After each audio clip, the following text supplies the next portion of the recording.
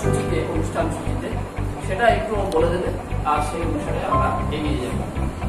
ঠিক আছে, শিবরাম চলে এসো।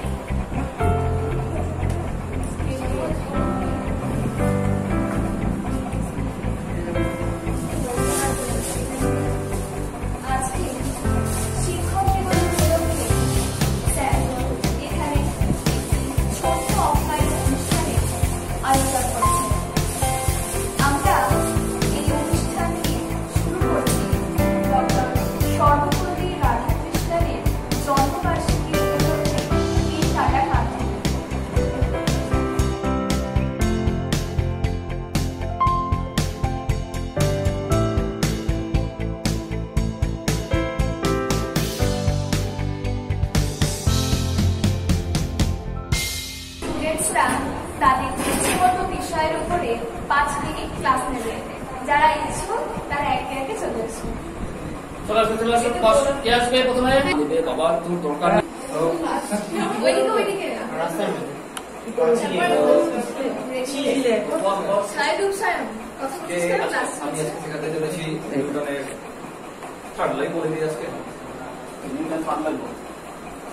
আজকে নিউটনের থার্ড লটাই শেখানো হচ্ছে এখানে। তো নিউটনের থার্ড ল অনুযায়ী every action has an equal and opposite reaction. তুমি একটা ভেবে নাও, ফর এক্সাম্পল একটা দেওয়াল আছে, দেওয়ালের উপর তুমি খেলছো, তো খেলার প্রতি তো তুমি যেই পরিমাণে ফোর্স দিচ্ছ সেই তার অপোজিট পরিমাণে ফোর্স দেওয়াল তোমাকে দিচ্ছে।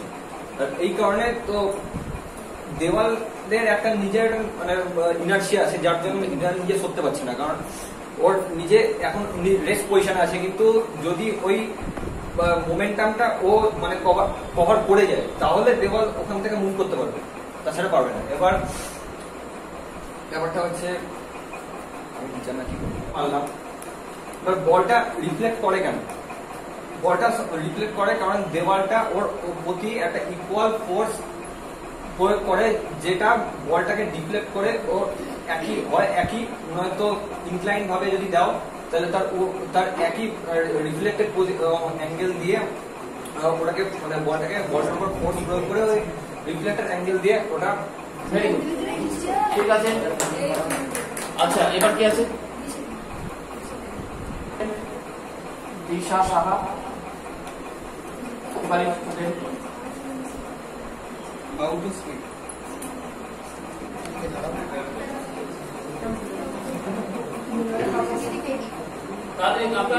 নেগেটিভ বলতে আমরা বুঝি যে কিছু মানে একটা অনেক বড় কোনো অংশের মধ্যে খুব ক্ষুদ্র অংশকে বোঝাতে আমরা ডেরিভেশন করে থাকি, বা কোনো ক্ষেত্রফল করতে। মানে যদি আমরা এরকম একটা স্কোয়ারই নিই তাহলে এটার মধ্যে খুব ক্ষুদ্র একটা পার্ট যদি বোঝানো হয় তো সেটা হচ্ছে টিটি। যদি আমি ধরে মিনস হচ্ছে ক্ষুদ্র সময়, আর সেটাকে কি ক্ষুদ্র অংশটাকে আমরা প্রকাশ করি d/dt ইন্টু x⁴n যদি হয় তাহলে সেটা হবে সেটার ফর্মুলা হবে x⁴n - 1 ইন্টু n - 1।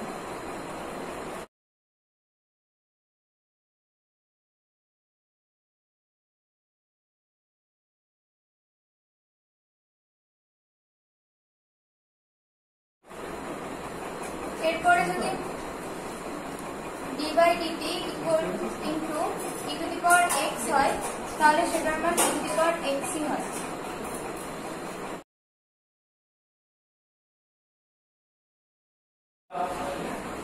এবার কি আছে? লগারিদমের একটা অঙ্ক বলা হয় শুধুমাত্র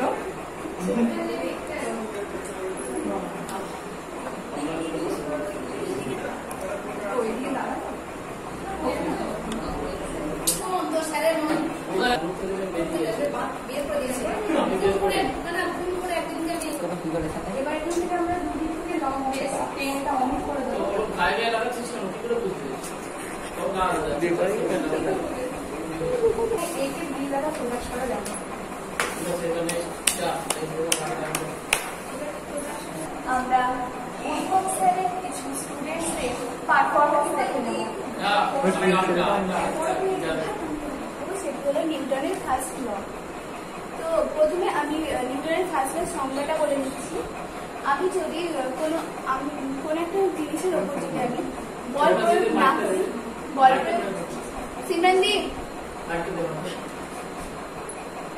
কোনো বস্তু দিয়ে আমরা বল প্রয়োগ না করে তাহলে সেই বস্তুটি চিরকাল স্থির থেকে যাবে, এবং যদি আমরা কোনো গতিশীল বস্তুকে না থামানোর চেষ্টা করি তাহলে সেটি চিরকাল গতিশীলই থেকে যাবে। এবার আমি একটা উদাহরণ দিচ্ছি। আমি যদি এই পেনটাকে সারা জীবন এখানে রেখে দিই, কেউ যদি না নড়ায় তাহলে এটা সারা জীবন এখানে থেকে যাবে। এছাড়াও আমি যদি কোনো একটা গতিশীল বস্তু বলছি, ধরো এই পেনটাকে আমি কোনো একটা মহাশূন্যে ছুড়ে দিলাম, তাহলে মহাশূন্য ছুড়লে সেখানে কোনো গ্রহ নক্ষত্র নেই, তাহলে সেটা কিন্তু চিরকাল কেউ যদি না থামানোর চেষ্টা করে তাহলে কিন্তু সেটা চলতেই থাকবে। এছাড়াও আমি আরো একটা উদাহরণ দিচ্ছি। না, নিউটনের ফার্স্ট ল থেকে আমরা কিন্তু জাড্যের ধারণাটাও পাই। জাড্যকে দুই ভাগে ভাগ করে, একটি স্থির জাড্য আর একটি প্রতিপদ জাড্য। আমি এখানে শেষ করছি। আমরা স্যারের কিছু স্টুডেন্টসদের বক্তব্য শুনে নিই। সঙ্গীত পরিবেশন করছে স্যারের নবম শ্রেণীর ছাত্রী শতবিশা বসু।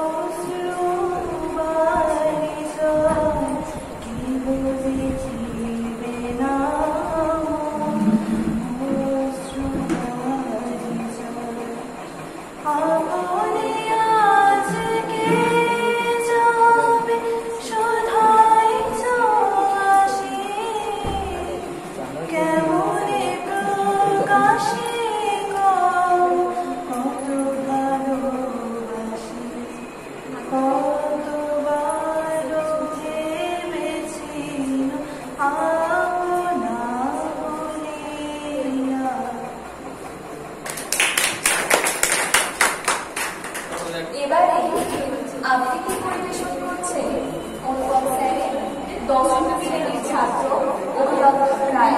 নমস্কার। কবিগুরু রবীন্দ্রনাথ ঠাকুরের কবিতা আত্মসমর্পণ। তোমার আনন্দকালে আমি দিব সুখ, যাহা জানি দু একটি প্রীতি সুমধুর।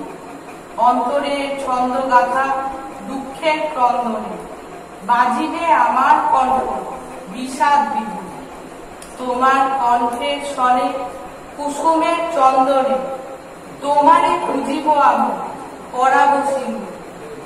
অন্তরের ছন্দ গাথা দুঃখের ক্রন্দনে, বাজিবে আমার কণ্ঠ বিষাদ বিহু।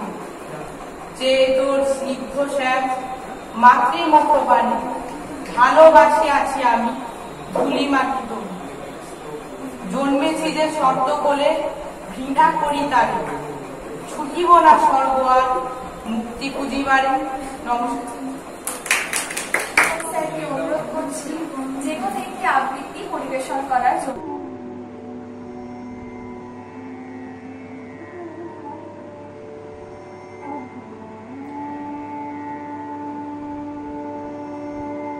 কেউ কথা রাখেনি।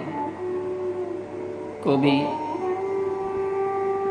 সুনীল গঙ্গোপাধ্যায়। কেউ কথা রাখেনি। 33 বছর কাটল, কেউ কথা রাখেনি। ছেলেবেলায় এক অষ্টমী তার আগমনী গান হঠাৎ থামিয়ে বলেছিল, শুক্লা দ্বাদশীর দিন অন্তরাটুকু শুনিয়ে যাবে। তারপর কত চন্দ্রভূ অমাবস্যা এসে চলে গেল, কিন্তু সেই অষ্টমী আর এলো না। 25 বছর প্রতীক্ষায় আছি। মামাবাড়ির মাঝি নাদের আলী বলেছিল, বড় হও দাদা ঠাকুর, তোমাকে আমি 3 প্রহরের বিল দেখাতে নিয়ে যাব। সেখানে পদ্ম ফুলের মাথায় সাপ আর ভ্রমর খেলা করে। নাদের আলী, আমি আর কত বড় হব? আমার মাথা এই ঘরের ছাদ পুড়ে আকাশ স্পর্শ করলে তারপর তুমি আমায় 3 প্রহরের বিল দেখাবে? একটাও রয়্যাল বলি কিনতে পারিনি কখনো। লাঠি লজেন্স দেখিয়ে দেখিয়ে চুষেছে লস্কর বাড়ির ছেলেরা। ভিখারির মতো চৌধুরীদের গেটে দাঁড়িয়ে দেখেছি ভিতরের রাস উৎসব। অবিরল রঙের ধারার মধ্যে সুবর্ণ কঙ্কণ পরা ফর্সা রমণীরা কত রকম আমোদে হেসেছে। আমার দিকে তারা ফিরেও চায়নি। বাবা আমার কাঁধ ছুঁয়ে বলেছিলেন, দেখিস একদিন আমরাও। বাবা এখন অন্ধ, আমাদের দেখা হয়নি কিছু। সেই রয়্যালগুলি, সেই লাঠি লজেন্স, সেই রাস উৎসব আমায় কেউ ফিরিয়ে দেবে না।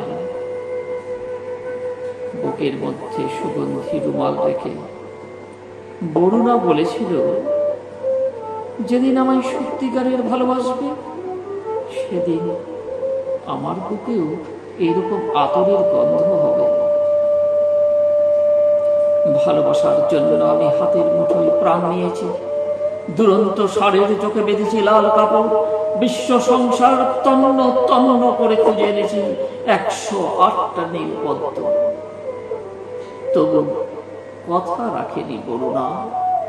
এখন তার বুকে শুধুই মাংসের গন্ধ। এখন সে যে কোনো নারী।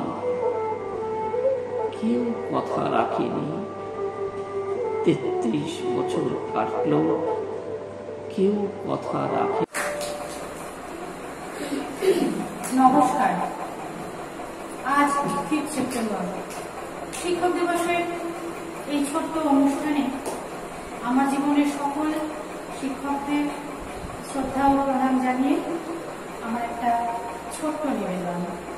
কবিগুরু রবীন্দ্রনাথ ঠাকুরের নির্ঝরের স্বপন। আজি এ প্রভাতে রবির কর, কেমনে বসিল প্রাণীর ঘর, কেমনে বসিল গুহার আধারে প্রভাত পাখির গান। না জানি কেন রে এতদিন পরে জাগিয়া উঠিল প্রাণ, জাগিয়া উঠেছে প্রাণ। ওরে উথলি উঠেছে বাড়ি, ওরে প্রাণের বেদনা প্রাণীর আবেগ রুহিয়া রাখিতে নারী। খর খর করে কাঁপিছে ক্ষুধর, শিলা রাশি রাশি পড়ছে ঘষে। ফুলিয়া ফুলিয়া ফেলিল সলিল, বড়জি উঠিছে দারুণ রোষে। হেথাই কোথাই পাগলের প্রায়, ঘুরিয়া ঘুরিয়া মাথিয়া বেড়ায়। বাজে দিতে চাই দেখিলে না পাই, কোথায় কারার দ্বার। কেন রে বিধাতা পাষাণ কেন, চারিদিকে তোরে বাঁধন কেন। ভাঙরে হৃদয় ভাঙরে বাঁধন, সাঁতরে আজিকে প্রাণীর শাসন। লহরের পরে লহরে তুলিয়া, আঘাতের পর আঘাত কর। মাতিয়া যখন উঠেছে পরাণ, কিসের আধার কিসের পাষাণ, উৎফুলি যখন উঠেছে বাসনা, জগতে তখন কিসের ডর। আমি ভাঙিব কন্যা কারা, আমি ভাঙিব পাষাণ কারা, আমি জগৎ প্লাবিয়া বেড়াবো গাহিয়া আকুল পাগল পাড়া। কেশ টানাইয়া তুলি উড়াইয়া রামক্ষণ আঁকা পাখা উড়াইয়া, রবির কিরণে হাসি ছড়াইয়া দিব রে পরাণে হারি। শিখর হইতে শিখরে ছুটিব, ভূধর হইতে ভূধরে উঠিব, হেসে ফল ফল গেলি কল কল, তাল তালে দিব তালে। এত কথা আছে, এত গান আছে, এত টান আছে মন, এত সুখ আছে, এত স্বাদ আছে, প্রাণ করে আছে তোর। কি জানি কি হলো আজি, জাগিয়া উঠেন প্রাণ, দূর হতে শুনি যেন মহাসাগরের গান। ওরে চারিদিকে মোড়, একি কারাগার ঘোর, ভাঙ ভাঙ ভাঙ কারা, আঘাতে আঘাত কর। ওরে আজ কি গান গেয়েছে পাখি, এসেছে রবির কর। নমস্কার।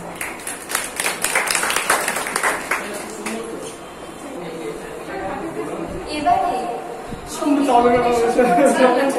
অনুপম স্যারের এইট স্টুডেন্টস গৌরব মন্ডল।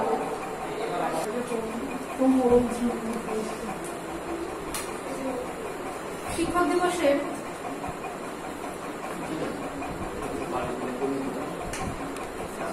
ঠাকুরের কবিতাটি আমি আমার আবৃত্তির গুরু শ্রী চন্দন দাস পুস্তকে উৎসর্গিত করলাম। যদিও উনি আমাদের মাঝে আজ নেই, উনি কয়েকদিন আগেই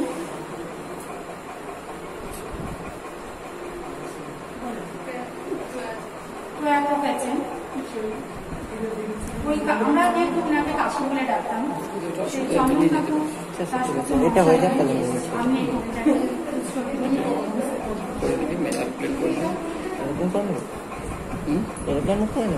এরকম করে আসবেন